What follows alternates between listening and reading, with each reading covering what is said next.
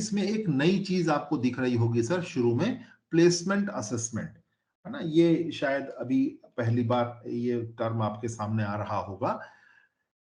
कई बार ये होता है सर, जो हमारी प्रवेश परीक्षाएं वगैरह होती हैं सर, हम लोग जिस तरीके से लेते हैं, कभी कभी प्रवेश परीक्षाएं होती हैं, वो चीज जिस टाइप की है वो प्लेसमेंट असेसमेंट होता है कि भाई ये तय करना कि विद्यार्थी को किस कक्षा में होना चाहिए। ये चीज हमको जो है पता चलती है, औपचारिक रूप से होता है ये।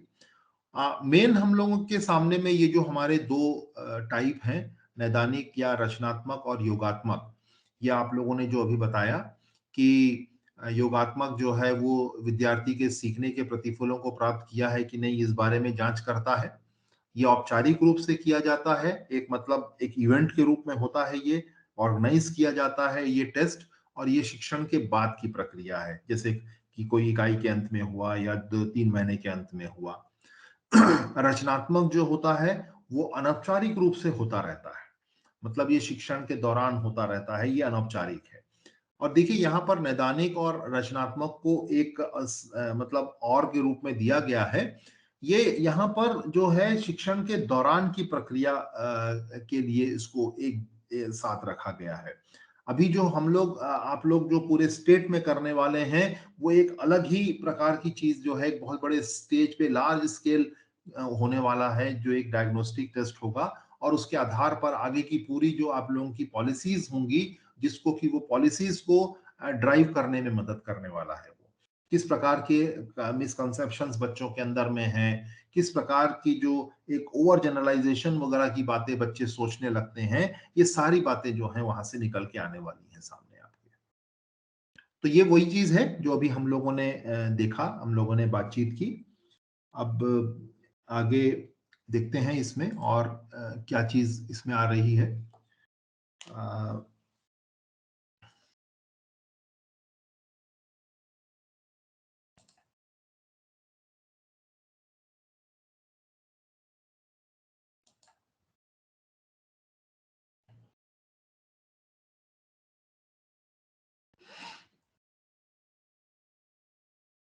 हाँ, ये दोनों के बीच का एक डिफरेंस यहाँ पर दिया गया है आपके सामने में कि जो आपका जो फॉर्मेटिव असेसमेंट है और जो समेटिव असेसमेंट है, वो दोनों का अंतर क्या है। ये स्लाइड आप लोग देख पा रहे हैं ना सर?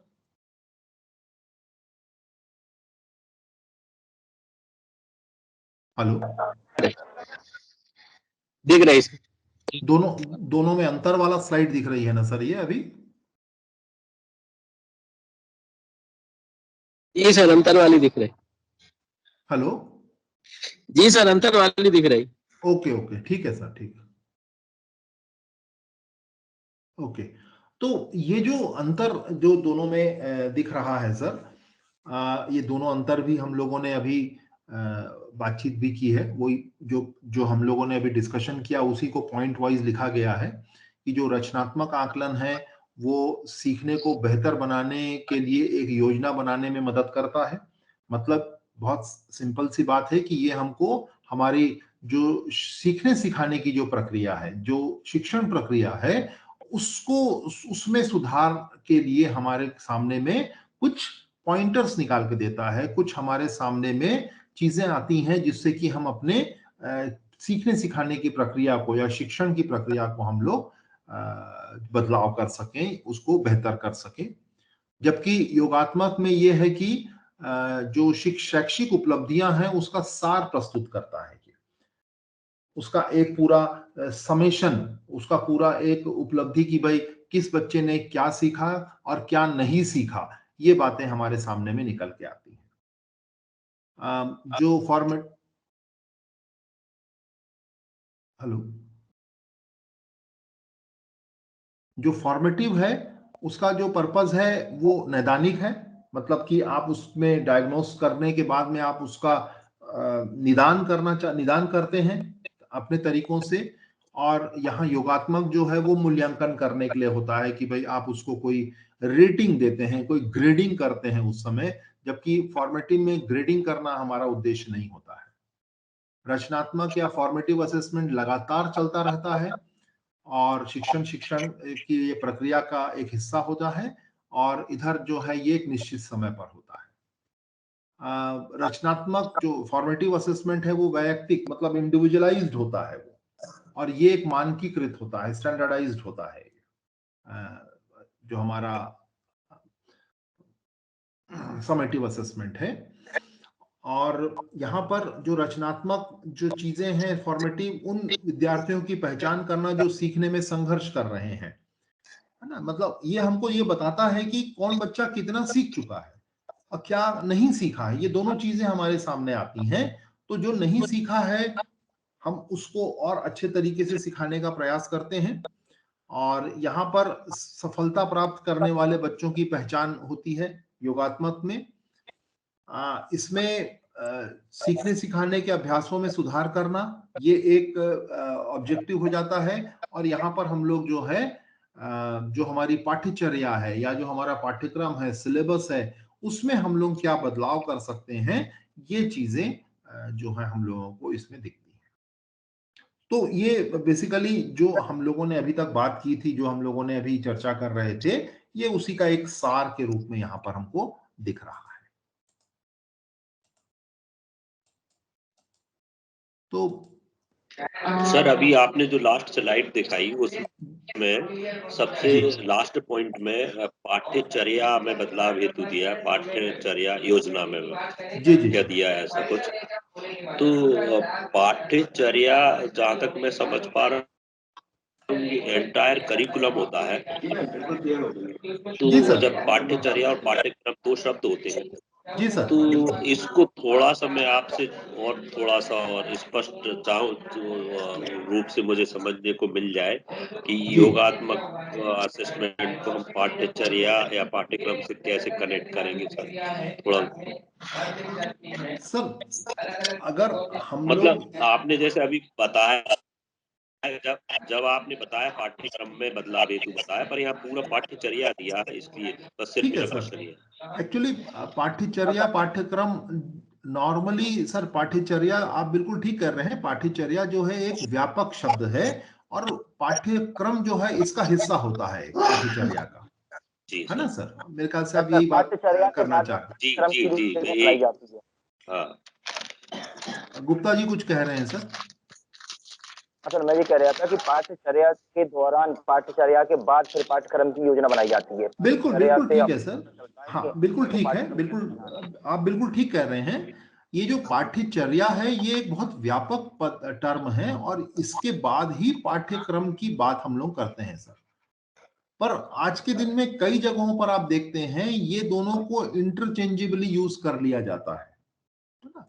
तो यहाँ जो पाठ्यचर्या लिखा हुआ है ये एक्चुअली में गणित के संदर्भ में बात हो रही है। मैं अगर किसी विषय की बात करूं, अगर हम लोग किसी योगात्मक आकलन जब हम लोग कर रहे हैं किसी विषय पर, चाहे वो गणित हो चाहे कोई भी हो, मान लीजिए हम लोग गणित की ही बात करते हैं, कि हम अगर गणित का हमारा जो एक योगात्मक आकलन किसी स्तर पे हो रहा है, वो चाहे तिमाही हो, छमाही हो या वार्षिक हो, उसके जो परिणाम हमको मिलते हैं, परिणाम को मिलने के बाद हमारे पास में जो रिजल्ट्स आते हैं बच्चों के सफलता के या असफलता के, तो उसके अनुसार फिर हम लोग अपनी पाठ्यचर्या योजना, जिसको कि अपन अगर मोटे तौर पर पाठ्यक्रम योजना अगर कह रहे हैं, उसमें हम जो है जो आगे के बदलाव जो है वो हम लोग प्रस्तावित करते हैं।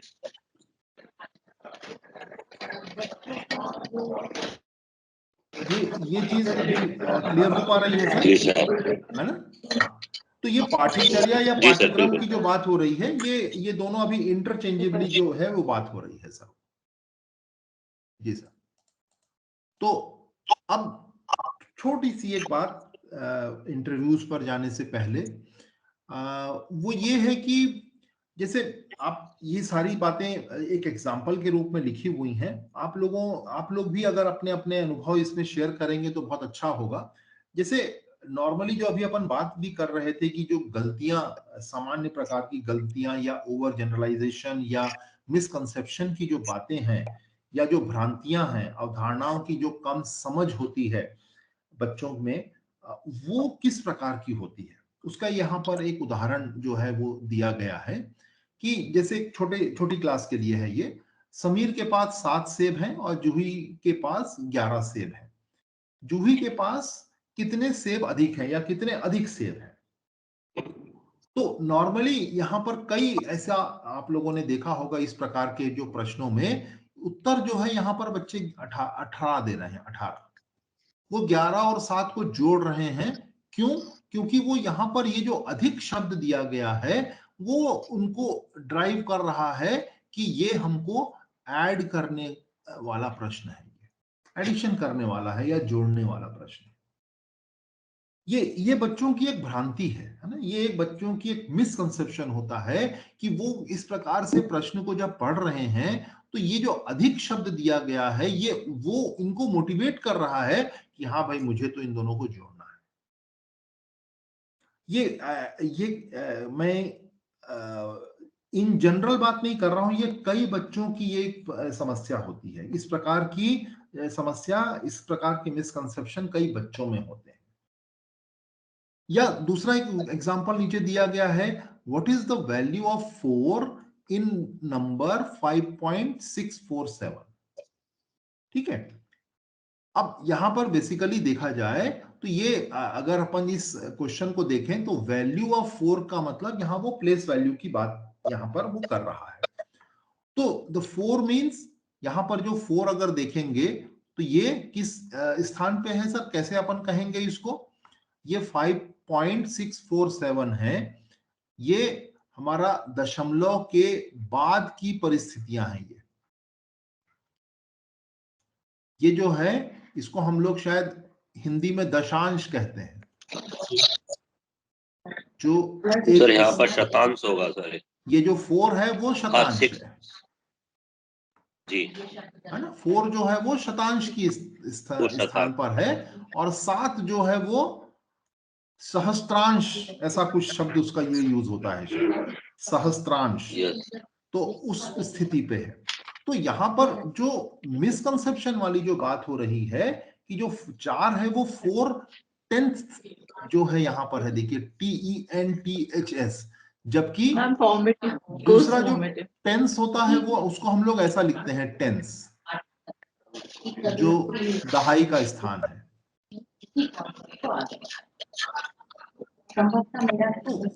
देखिए ये कई बार बच्चे जो हैं इस चीज को जो है कई बार गलती करते हैं। कई बार बच्चे इसको भी जो है वो दहाई के स्थान या सैकड़े का स्थान जो है वो कई बार कह देते हैं। टेंस और टेंथ, देखिए दोनों का अंतर। और यहाँ पर जब दशमलव के बाद की जो परिस्थिति होती है वहां पर भी कई बार बच्चे जो हैं वो मिस्टेक कर जाते हैं। ये वो दशमलव का ध्यान न रखते हुए वो जो है इसको कई बार संख्या को वो 7 से शुरू करते हैं और इसको जो है वो कह देते हैं कि ये भी एक जो है दहाई का स्थान हो सकता है। तो ये इस प्रकार की कुछ मिसकंसेप्शंस जो हैं बच्चों में आते हैं। ये छोटी कक्षाओं के मिसकंसेप्शन है। आप लोगों ने देखे होंगे कि जब आप लोग क्लास में पढ़ाते हैं 9th या 10th या 11th या 12th, तो उस समय किस प्रकार के जो है वो आते हैं। आप लोगों के अगर कोई उदाहरण आप लोगों के हों तो आप प्लीज उसको शेयर कर सकते हैं। आप लोगों ने अगर कोई ऐसे अनुभव किए होंगे।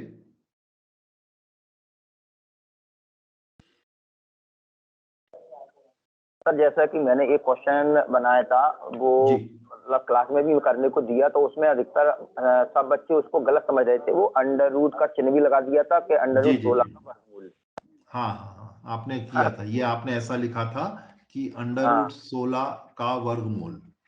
हाँ, तो वो तो समझ ही नहीं पाए थे। मैं अभी मतलब एक ऑनलाइन टीचरों की ट्रेनिंग भी हुई थी, तो उसमें भी मैंने जो कहा दिया, तो जो नई भर्ती वाले या कोई, तो मैं इसमें ऐसे जिक्र करता रहता हूँ। तो उसमें जो नई पोस्टिंग अभी जो नई भर्ती हुई है तो उसमें भी बहुत सारे हमारे शिक्षक साथी इसमें कंफ्यूज हो गए, क्योंकि ये क्वेश्चन इस प्रकार का रहता है कि उसको मतलब जल्दी से जब आप देते हैं अरे ये तो सिंपल सा है, और थोड़ा सा उसको गहराई में नहीं सोचते कि ये चिन्ह भी लगा दिया और वर्गमूल वाला वर्ड भी यूज कर लिया। तो इस प्रकार की जो गलतियां बहुत अधिकतर कर देते हैं। तो फिर अपन जब एक बार उस पर चर्चा कर लेते हैं तो फिर वो दिमाग में उस चीज को रखते हैं, फिर वो नहीं करते।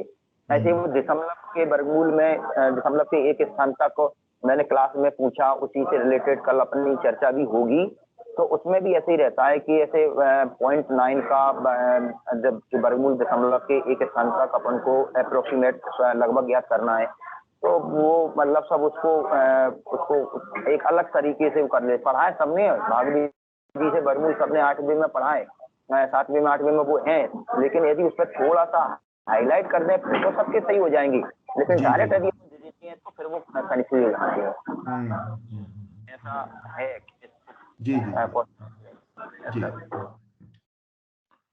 और सर, और भी अगर कोई अगर साथी और उसमें जोड़ना चाहें।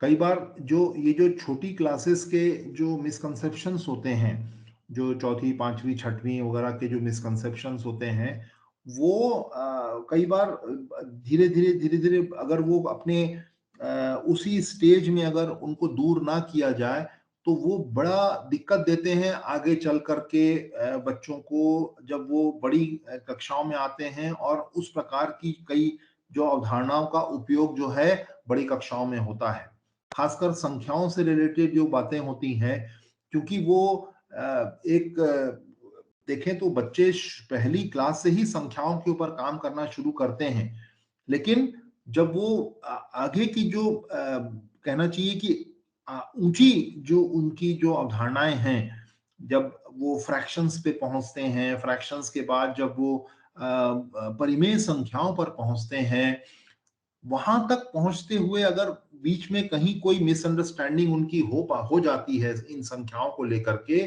तो वो 9th 10th वगैरह में 11th में उनको बड़ी तकलीफ देती है। वो उन मतलब जो गलत उनकी जो अंडरस्टैंडिंग होती है वो उससे बाहर नहीं निकल पाते, क्योंकि जो उनको जिस समय समझना था वो चीज मल्टीप्लाई होती गई उनके मिसअंडरस्टैंडिंग, उससे कई चीजें और जुड़ती चली गई, कई टॉपिक और उनके मिसअंडरस्टैंडिंग के जुड़ते चले गए, जिससे कि एक बहुत बड़ा एरिया जो होता है जो वो समझने से वंचित रह जाते हैं। तो ये थोड़ा सा हम लोगों को देखना होगा ये सारी चीजें, कि जो मिसअंडरस्टैंडिंग है वो टाइमली एड्रेस हो जाए। टाइम पर उनको अगर एड्रेस कर दिया जाएगा तो आगे का जो इनका जो मल्टीप्लिकेशन होता है ये मिसअंडरस्टैंडिंग्स का, वो जो है वो कम होते जाएगा। हाँ सर जी। जी सर, कुछ मैंने अभी क्लास में कुछ स्टूडेंटों को ऐसा देखा कि हम इसको सॉल्व करने को देते हैं 4/5/3, तो मुझे समझ नहीं पाते कि वो 3 न्यूमरेटर में जाएगा पलट के वो डिनोमिनेटर में रहेगा, वो इसमें भी कंफ्यूज हो जाते हैं। ठीक है, हम एक ही साथ में अपन लिख देते हैं कि 4/5/3, तो वो 3 5 के साथ जाएगा कि 4 के साथ जाएगा, इस प्रकार से वो कंफ्यूज हो जाते हैं। क्योंकि बिल्कुल ठीक बात है सर। एक कॉमन मिसकॉन्सेप्शन जो है मैं आपके सामने लाना चाहूंगा कि बच्चे जो है हायर क्लासेस में जो इवन सम और विषम संख्या है इनको लेके बड़े कंफ्यूज हो रहते हैं, तो वो जो और खासकर जब यदि संख्या नेगेटिव की हो तो नेगेटिव संख्याएं सम विषम होती हैं या नहीं होती हैं, इसको लेके भी बच्चे बड़े कंफ्यूज रहते हैं। जी है ना सर, ये तो है, ठीक बात है जी।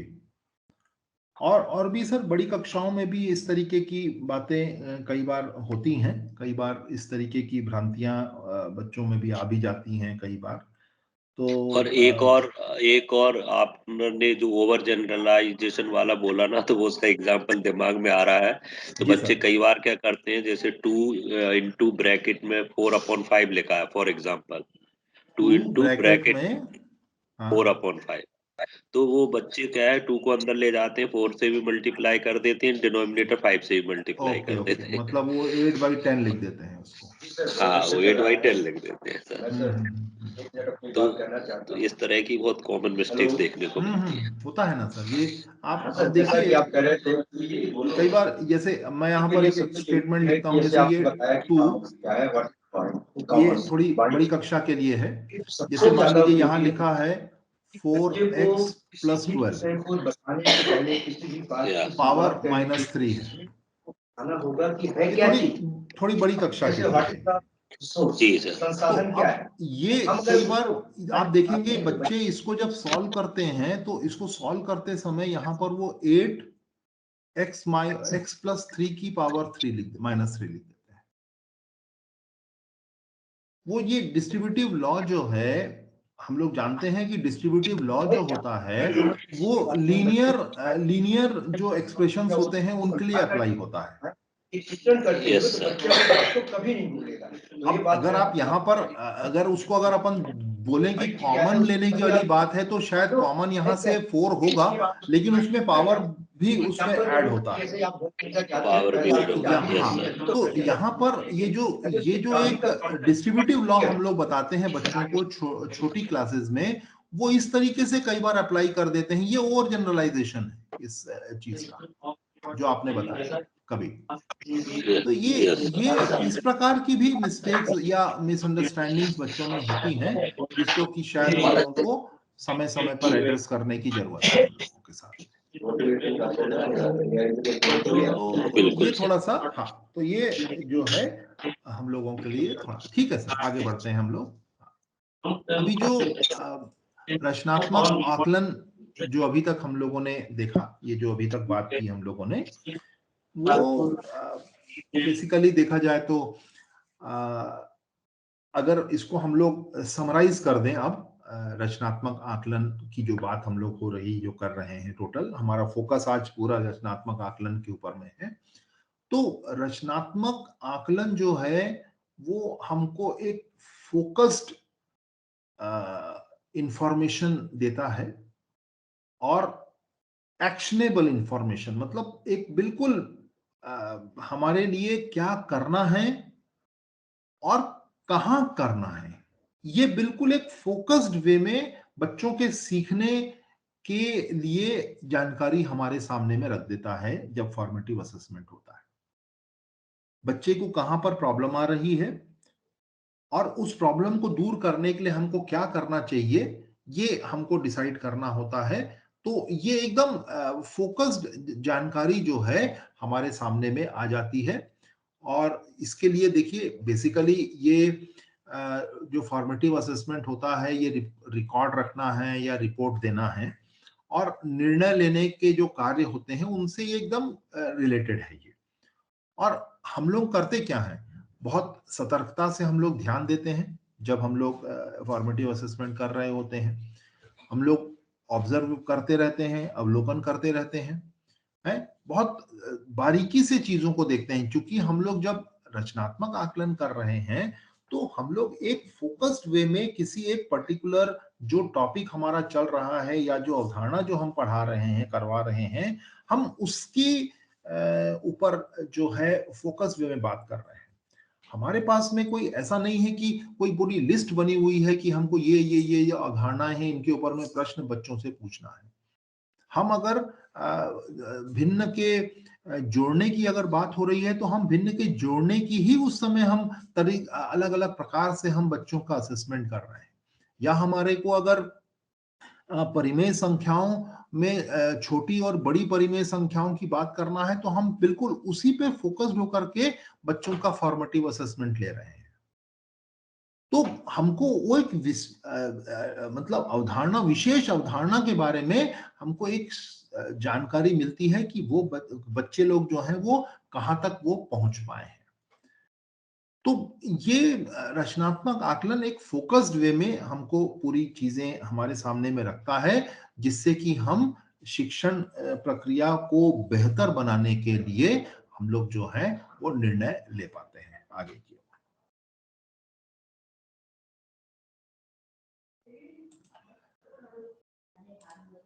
अब ये है, देखिए रचनात्मक आकलन के जो उदाहरण हैं, ये आप लोग इन तरीकों का उपयोग जो है वो करते ही रहते हैं। हम लोग अलग अलग प्रकार से अलग अलग चीजों को अलग अलग समय में हम लोग कर रहे होते हैं। जैसे कि समूह कार्य हम लोग करवाते हैं बच्चों के साथ में, पाठ से संबंधित कोई क्विज लेते हैं, देखिए अब यहाँ पर ना लो स्टेक्स लिखा हुआ है, मतलब हम वहां पर कोई ग्रेडिंग नहीं कर रहे हैं, कोई मार्किंग नहीं कर रहे हैं, हम वहां पर ये चीज देख रहे हैं कि वो जो हमने क्विज किया, मान लीजिए 4 या 5 या 6-7 क्वेश्चन का, तो वो बच्चे उसको किस तरीके से जवाब दे पा रहे हैं, उनमें क्या उनकी मिसअंडरस्टैंडिंग जो है वो निकल के आ रही है सामने में।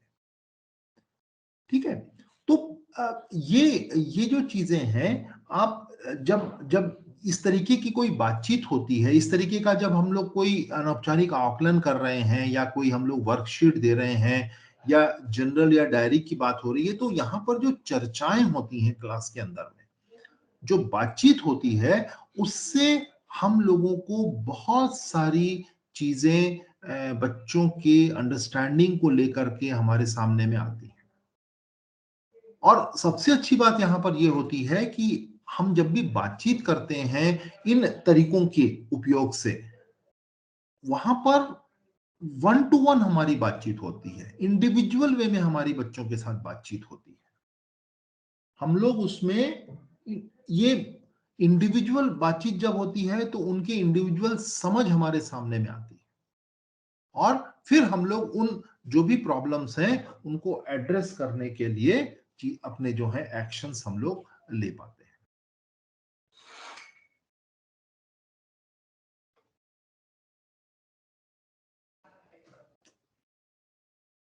तो सर ये सारी चीजें जो अभी बात कर रहे हैं, इसमें कहीं अपनी कोई बात आप लोग रखना चाहें तो प्लीज रख सकते हैं।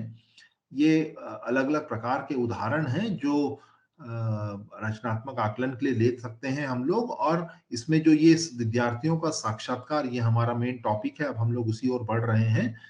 तो इससे पहले कि हम लोग, अब चूंकि ये एक रचनात्मक आकलन का ही एक उदाहरण है, तो जो और तरीके हम लोग उपयोग करते आ रहे हैं, जैसे समूह कार्य होता है या कोई क्विज हम लोग कर रहे हैं या अनौपचारिक अवलोकन कर रहे हैं या कोई चित्रों के माध्यम से चीजों को समझा रहे हैं, ये सारी चीजें तो हम लोग करते ही हैं। साथ में अब चूंकि एक जो चर्चा है, डिस्कशन है, साक्षात्कार है, इसके ऊपर हम लोगों को अब बढ़ना है। तो ये जो भी बातें अभी तक की हैं, इसमें कोई भी बात अगर आपको अपनी रखनी हो तो प्लीज आप लोग बात अपनी रख सकते हैं सर।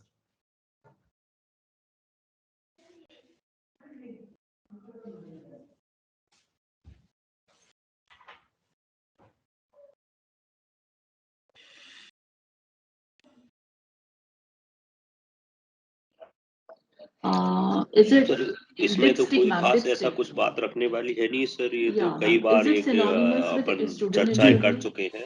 जी सर, जी सर। तो हाँ। और ना अभी ऐसा कोई डाउट है सर, तो हम आगे बढ़ सकते हैं सर। ओके सर, ठीक है, चलिए बढ़िया, आगे बढ़ते हैं हम लोग। थोड़ा सा डायरी में लिखना जनरल टाइप का, ये किस टाइप का, मतलब जैसे इसमें अपन कैसा इसके आधार पर असेसमेंट कर सकते हैं ये डायरी में लिखना? सर ये डायरी में लिखना मतलब जैसे आप कोई टॉपिक आप पढ़ा रहे हैं सर, तो बातचीत हो रही है, कुछ समझ आपने देखा, बातचीत किया, या बच्चों आपने जब अवलोकन किया, तो आप हर बच्चे के लिए अपने डेली के नोट्स प्रिपेयर कर सकते हैं सर, जर्नल में, डायरी में आप अपनी तरीके से लिख सकते हैं, या बच्चों से अपन जब लिखवाते हैं सब चीजों को, जैसे आपने कुछ कोई, ये जरूरी नहीं है कि ये गणित के लिए बहुत ज्यादा उपयोगी हो भी सकता है कहीं किसी टॉपिक के लिए, लेकिन कई बार जैसे जो लैंग्वेज की बातें होती हैं या कोई सोशल साइंस हो गया या कभी साइंस का कोई ऐसा टॉपिक हो गया जहां पर कि बच्चे के साथ, बच्चे को हम लोग डायरी में लिखने के लिए कुछ आप लोग कह सकते हैं कि भाई आप इस चीज को लिखो, और फिर उसका जो है टीचर जो है उसको देखते हैं, समझते हैं कि भाई वो किस तरीके से लिख रहा है, और इवन टीचर अपनी जर्नल मेंटेन करते हैं सर, टीचर अपनी डायरियों में नोट करते हैं बच्चों के बारे में, डेली का डेली जो भी वो ऑब्जर्व कर रहे हैं। सर मैं इसको कुछ, सॉरी सर मैं रोक दिया हाँ आपको बोलिए, बीच में। प्लीज बोलिए ना सर। सर मैं हमेशा, मतलब मेरी ये टीचिंग स्टाइल में रहा है, मैं जब भी किसी क्लास को पढ़ाता हूँ तो मेरी एक हैबिट है कि मैं एक अच्छा सा बड़ा रजिस्टर मेंटेन करता हूँ, और उसमें प्रत्येक पेज पर, मतलब एक 1 लीव यानी कि 2 पेजेस। किसी जी सर। एक रोल नंबर, पहला वाला जो लीव है वो रोल नंबर 1 के लिए असाइन कर दिया, दूसरा वाला रोल नंबर 2 के लिए कर दिया। इस तरीके से मैं 40 लीव्स बना लेता हूँ। फिर जी उसके सर। बाद बच्चे की जनरल इंफॉर्मेशन लिख लिया, बच्चे का नाम लिख लिया, पेरेंटल बैकग्राउंड लिख लिया, पेरेंट क्या करते हैं वो लिख लिया, बच्चा कहाँ से आता है ये लिख लिया, जी सर। और उसका कॉन्टेक्ट नंबर लिख लिया। तो मैं टाइम टू टाइम जो है ना पेरेंट्स को कॉल लगाता रहता हूँ, और जो भी बातचीत होती है वो भी नोट करता जी जी जी, बढ़िया। हूँ। स्कूल में जो भी एग्जाम्स होते हैं वो उनके बारे में भी रिकॉर्ड करना, ये मेरा स्टाइल रहा है। तो ये, और अब क्या ये भी मतलब वो जो आप बता रहे हैं वो जनरल डायरी में लिखना, ये रचनात्मक आकलन की प्रक्रिया है जो मैं सर फॉलो करता हूँ सर। सर ये जो आप बातचीत कर रहे हैं, ये जो आपने जो तरीका बताया, ये आपका अपने जो आपने बच्चों का अवलोकन किया, या जो आपकी बच्चों से बातचीत हुई उसमें आपको बच्चों की समझ के बारे में जो आपने निर्णय लिया, ये आप उसमें नोट करते हैं, या आप पेरेंट्स से जो बातचीत हो रही है आप उसको कुछ पॉइंट्स के फॉर्म में नोट कर लेते हैं? सर यहाँ बच्चों हम का भी लोग, फीडबैक लिखता हूँ, हाँ बच्चों का भी ठीक, फीडबैक लिखता हूँ, और जी पेरेंट्स को इन्फॉर्म करता हूँ। जो पेरेंट्स से बातचीत होती है वो भी लिखता हूँ, वो बच्चों को इन्फॉर्म करता हूँ। ऐसा बिल्कुल 2 वे सर। चलता रहता है। हाँ, तो अभी अभी अपन ये जो बात कर रहे हैं सर, रचनात्मक आकलन के उदाहरण की बात कर रहे हैं, मतलब कि डायरी में लिखना या जर्नल लिखना। मतलब ये जो है, जैसे कार्यपत्रक है, आप बना करके बच्चों को देते हैं, बच्चे उस पे काम करते हैं। आप क्विज है, वो बच्चों को देते हैं, बच्चे उस पे काम करते हैं। अभी जो ये डायरी या जर्नल लिखना जो आप कर रहे हैं, वो आप अपने स्तर पे कर रहे हैं, आप बच्चों से भी इस काम को करवा सकते हैं ना सर? आप सर बच्चे बिल्कुल। बच्चे भी, हाँ, तो बच्चे भी डायरी लिख सकते हैं, बच्चे भी जर्नल लिख सकते हैं किसी टॉपिक के ऊपर। कोई छोटे ओके, छोटे गॉट टॉपिक इट। हो सकता है। अब गणित में इसकी शायद गुंजाइश थोड़े कम टॉपिक पे होगी, लेकिन दूसरे विषयों पर इसकी गुंजाइश बहुत हो सकती है। भाषा जैसे विषयों पर इसमें बहुत सारी चीजों में लिखा जा सकता है। लेकिन आप यहां पर यह करवा सकते हैं सर बच्चों से, कि हम लोग बात करते हैं, जैसे मैं एक छोटा सा उदाहरण देता हूं, पैटर्न की बात करते हैं सर। हमने कोई पैटर्न दे दिया बच्चों को, जैसे अभी मान लीजिए एक सिंपल सा पैटर्न है, मैं ऐसे ही लिख दे रहा हूं इसमें, कि भाई मैंने लिखा यहां पर 2 3 5 7 11 13। अब इसके आगे में 2 संख्याएं लिखो। मान लीजिए मैंने ये पैटर्न दे दिया, और बच्चों से कहा कि भाई इस पैटर्न को पहचानो। हो सकता है बच्चे इसका सही उत्तर दे दें, हो सकता है कुछ बच्चे इसका गलत उत्तर दें, दोनों बातें हो सकती हैं। तो दोनों को अगर हम लोग ये कहें कि भाई बच्चों आप इसको लिखो, आपका क्या तर्क था, आपने क्यों इसको ऐसा लिखा, यहां पर जो भी आपने लिखा, आपने एक्स वाई जो लिखा, आपने क्यों लिखा, क्या सोच के लिखा आपने, आपका क्या तर्क था, आपने ऐसा क्यों, यहां पर एक्स क्यों आया, यहां पर वाई क्यों आया। तो वो चीज आप जो है बच्चों से लिखने के लिए कह सकते हैं। तो बेसिकली ये जो है, आप जो चीज बच्चा वर्बली एक्सप्लेन कर रहा है, उसको आप लिखने के भी मौके दे रहे हैं, तो बच्चों के कौशल जो है वो बढ़ रहे हैं अलग अलग प्रकार से। चाहे वो बोलने, चाहे वो उसको एक्सप्लेन करने का हो, चाहे वो लेखन का कौशल हो, अपने तर्क को जो है वो डिफेंड करने का कौशल हो, जो तर्क उसने दिया है वो उसके पीछे के कारण वो बता रहा है, अगर उसको कोई काउंटर कर रहा है तो वो उसको डिफेंड करेगा। ये सारी चीजें जो हैं यहाँ पर वो बच्चा जो है वो कर सकता है इन चीजों में। ठीक है सर? बिल्कुल सर, थैंक यू सर। हाँ, ओके, ठीक। तो ये इस तरीके से हम लोग बच्चों के साथ में जो है जनरल के ऊपर काम कुछ कर सकते हैं।